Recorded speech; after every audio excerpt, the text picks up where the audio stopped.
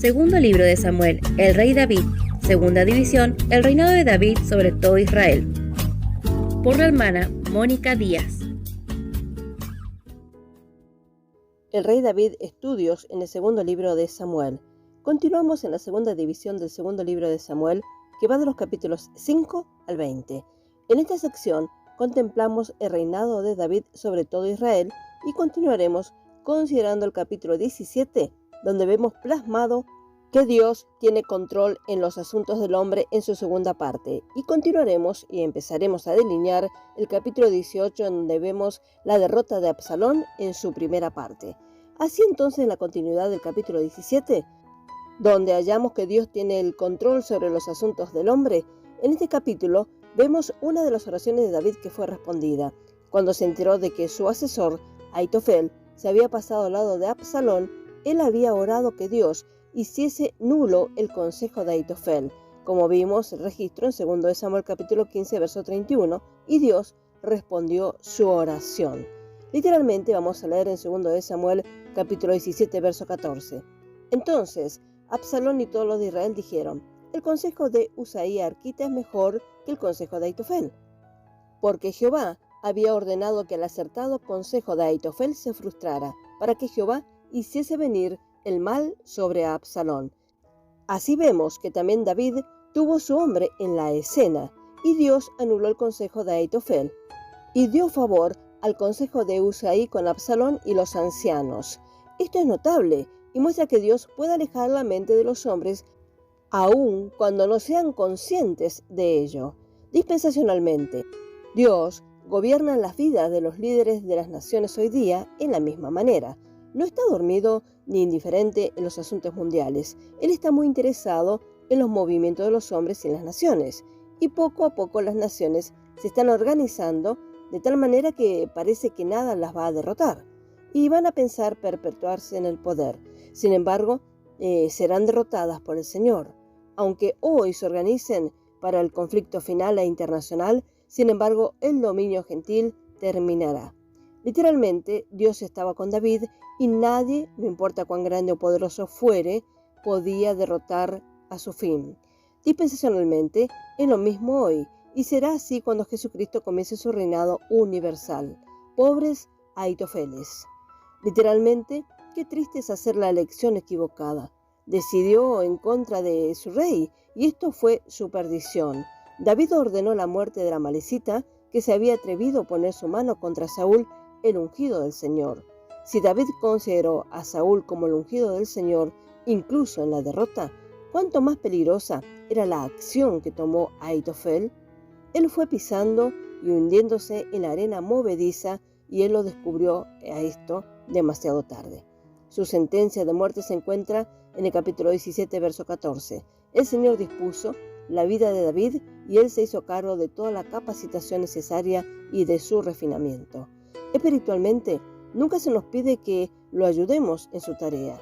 Nosotros también aprendemos a no escuchar a la carne. Tal vez Ahitofel se dejó influir por Absalón por su atractiva apariencia y personalidad exitosa. Tal vez él fue buscando un lugar mejor, pero fuera lo que fuese, su avaricia o la falta de discernimiento espiritual fue lo que lo llevó a la derrota. Dispensacionalmente, Ahitofel es un tipo de Judas Iscariote quien deja pasar la oportunidad de su vida para ganar 30 piezas de plata. Vivió en la presencia del Señor de la Gloria y sin embargo estaba cegado a ese hecho. No tenía fe en él, los milagros y las palabras de gracia no tuvieron efecto en su corazón. No podemos entender cómo algunas personas pueden escuchar el mensaje precioso del Evangelio sin ser tocado, pero es así. Seguimos el relato literalmente, 2 Samuel capítulo 17, versos 16 y 17. Por tanto, enviad inmediatamente y dad aviso a David diciendo: no te quedes esta noche en los vados del desierto, sino pasa el Jordán luego, para que no sea destruido el rey y todo el pueblo que con él está. Verso 17, y Jonatán y Ahimaas estaban junto a la fuente de Rogel, y fue una criada y les avisó, porque ellos no podían mostrarse viniendo a la ciudad. Y ellos fueron y se lo hicieron saber al rey David. Literalmente, Rogel, cuyo significado es espía, fuente del espía, nos enseña una lección muy hermosa, que Dios no será sorprendido por nadie. Usaí envió el mensaje de sus planes a David a través de los sacerdotes Sadoc y Abiatar, a quien había dado instrucciones de permanecer en Jerusalén. Siempre es bueno para alguien que se quede en Jerusalén. Recordamos el significado de Jerusalén, doble fundamento de paz. Estos hombres eran mucho más eficaces en Jerusalén que si se hubieran quedado con David. Los dos hombres jóvenes, Jonatán y Ahimaas, pronunciaron el mensaje a David. Es interesante ver las diferentes situaciones que Dios usó para entregar a Absalón en manos de David. Una sirvienta fue usada para tomar el mensaje de los sacerdotes y darlo a los jóvenes hombres. Ellos tuvieron que esconderse en un pozo, pero Dios tenía un leal seguidor de David para ocultarlos y desviar a los hombres de Absalón. Algunos critican este engaño en la parte de la dueña de la casa de Bahurim. ¿Quiénes somos nosotros para criticar algo que Dios usó? Él utilizó a la prostituta de Jericó de forma similar y más tarde la protegió de la sentencia que llegó a esa ciudad. Continuamos la narrativa en 2 Samuel capítulo 17, versos 18 y 19. Pero fueron vistos por un joven, el cual hizo saber a Absalón. Sin embargo, los dos se dieron prisa a caminar y llegaron a casa de un hombre en Bahurim, quien tenía en su patio un pozo dentro del cual se metieron. Verso 19. Y tomando a la mujer de la casa una manta, la extendió sobre la boca del pozo y tendió sobre ella el grano trillado, y nada se supo del asunto. Tenemos que pensar como Dios piensa y no apoyarnos en nuestra propia comprensión. Vemos como Dios siempre tiene sus instrumentos. Muchos critican tal vez estas acciones, pero tenemos que ver cómo Dios ve, porque Él tiene propósitos y los va a llevar a cabo. Seguimos la lectura, 2 Samuel capítulo 17, verso 23. Pero Ahitofel, viendo que no se había seguido su consejo, enalbardó su asno y se levantó y se fue a su casa, a su ciudad, y después de poner su casa en orden, se ahorcó, y así murió, y fue sepultado en el sepulcro de su padre. Este fue el final de Ahitofel, pero David fue revivido. Sus enemigos uno por uno fueron derrotados. Si Ahitofel se hubiera pronunciado con David y se hubiese elegido sufrir con él, hubiera vivido para disfrutar de los frutos de la victoria. Pero lamentablemente su elección determinó su lugar. Espiritualmente, necesitamos recordar que la carne siempre nos robará de nuestro lugar de victoria, si seguimos en ceder en sus demandas. En 2 Samuel capítulo 17, verso 24 al 29, leemos la narrativa. Y David llegó a Mahanaín, y Absalón pasó el Jordán con toda la gente de Israel. Verso 25, y Absalón nombró a Amasa, jefe del ejército, en lugar de Joab. Amasa era hijo de un varón de Israel llamado Itra, el cual se había llegado a Abigail, hija de Naas, hermana de Sarbia, madre de Joab. Verso 26, y acampó Israel con Absalón en tierra de Galaad. Verso 27, luego que David llegó a Mahanaín, Sobi, hijo de Naas, de Rabá de los hijos de Amón, Maquir, hijo de Amiel de Lodebar, y Barzilai, galadita de Rogelim. Verso 28, trajeron a David y al pueblo que estaba con él camas, taza, vasija de barro, trigo, cebada, harina, grano tostado, habas, lentejas, garbanzos tostados. Verso 29, miel, manteca, ovejas y queso de vaca, y para que comiesen, porque decían: el pueblo está hambriento y cansado y sediento en el desierto. Literalmente, cuando David llegó a Mahanaim, 3 de sus amigos le recibieron con las disposiciones para el pueblo. El Señor siempre tiene a alguien para suplir las necesidades de su pueblo. Si no hay instrumentos humanos disponibles, Él recurrirá a otros medios, como el cuervo o tal vez un ángel. Dios nunca se queda sin instrumento para hacer su voluntad. David tuvo algunos problemas con otro hijo de Naas. Recordamos a Anum en el 2 de Samuel capítulo 10. Este fue otro hijo, y quien recordó la amistad de David con su padre. El Señor nos da amigos, aliados, conocidos, también que vendrán a nosotros en el momento de la necesidad. Nos enteramos que cierta amistad nunca se corroe, y un verdadero amigo está allí cuando todo el mundo se va. Jesús es nuestro verdadero amigo y fiel. Así pasamos al capítulo 18, donde contemplamos la derrota de Absalón. Leemos en 2 de Samuel capítulo 18, verso 1. David pues pasó revista al pueblo que tenía consigo y puso sobre ellos jefe de millares y jefe de centenas. Verso 2. Y envió David al pueblo una tercera parte bajo el mando de Joab, una tercera parte bajo el mando de Abisai, hijo de Sarbia, hermano de Joab, y una tercera parte al mando de Itai Geteo. Y dijo el rey al pueblo: yo también saldré con vosotros. Verso 3. Mas el pueblo dijo: no saldrás, porque si nosotros huyéramos, no harán caso de nosotros, y aunque la mitad de nosotros muera, no harán caso de nosotros. mas tú ahora vales tanto como 10.000 de nosotros. Será pues mejor que tú nos des ayuda desde la ciudad. Verso 4. Entonces el rey les dijo: yo haré lo que bien os parezca. Y se puso el rey a la entrada de la puerta, mientras salía todo el pueblo de 100 en 100 y de 1000 en 1000. Verso 5.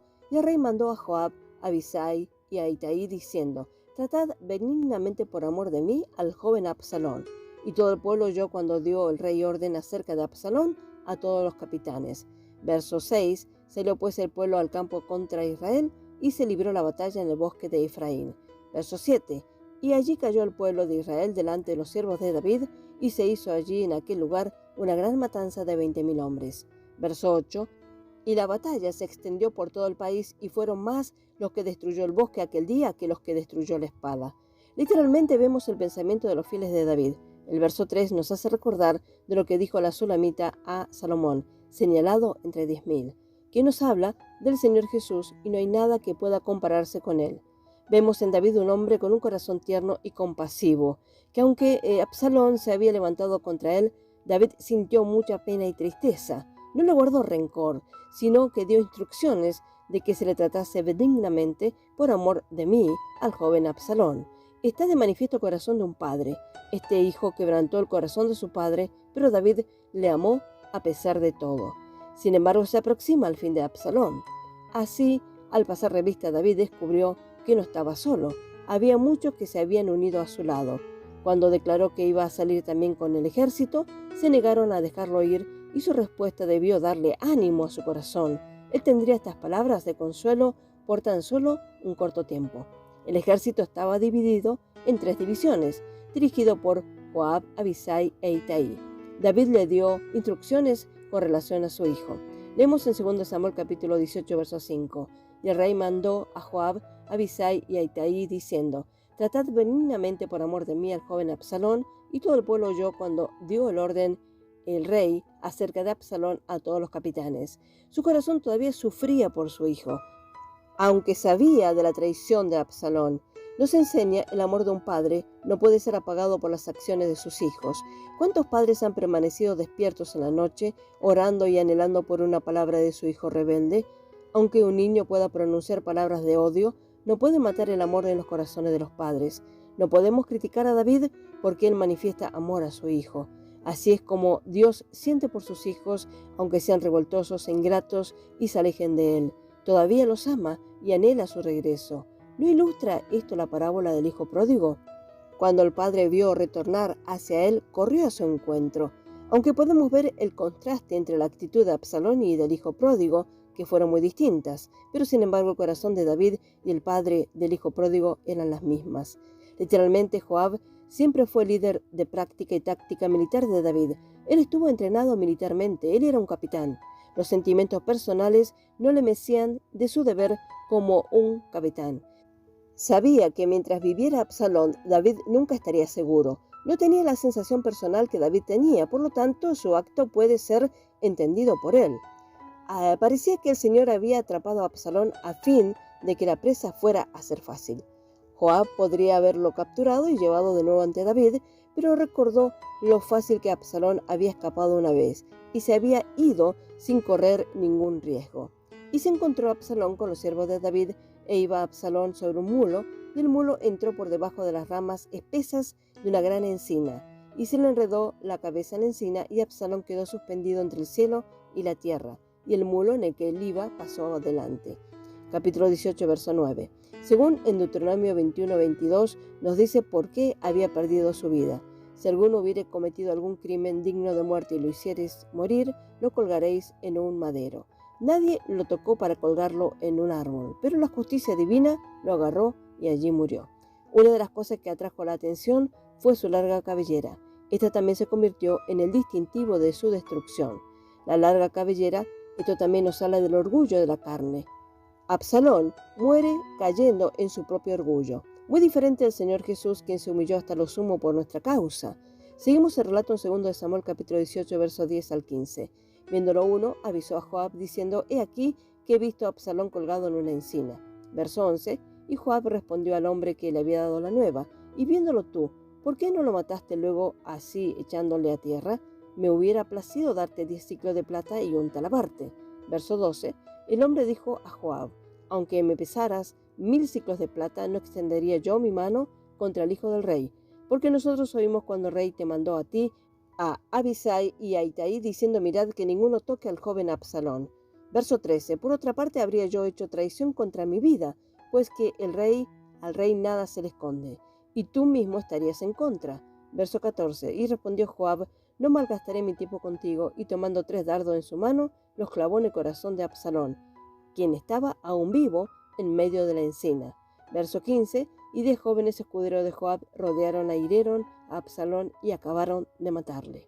Vemos en Joab tipo de la acción de la palabra de Dios. Estamos ante una situación dura y compleja, y aunque Absalón pudo haberse arrepentido, no aprovechó tal oportunidad. Nos muestra que Dios está en control de todas las cosas y le hace un justo juicio. Por ahora dejaremos por aquí y seguiremos confiando en la interpretación de la palabra de Dios mediante la acción del Espíritu Santo. Que el Señor siga guiándonos en cada porción que meditamos para la gloria de su nombre. Amén y amén.